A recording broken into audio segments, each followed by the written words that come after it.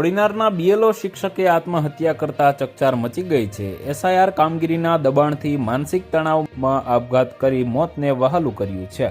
તેમણે સુસાઇડ નોટમાં લખ્યું છે કે છેલ્લા કેટલાક દિવસથી સતત થાક અને તણાવ અનુભવું છું।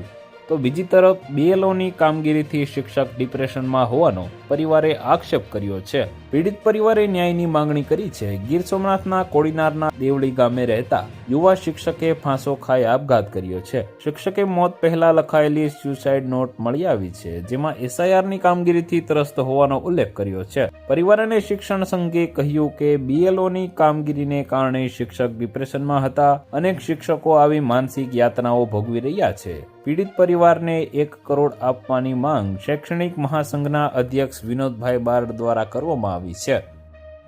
તો વધુ માહિતી મેળવવા માટે ચેનલ સાથે જોડાયેલા રહો। વિડીયો પસંદ આવે તો લાઇક કરી દેજો। ચેનલમાં નવા છો તો સબસ્ક્રાઇબ કરી દેજો।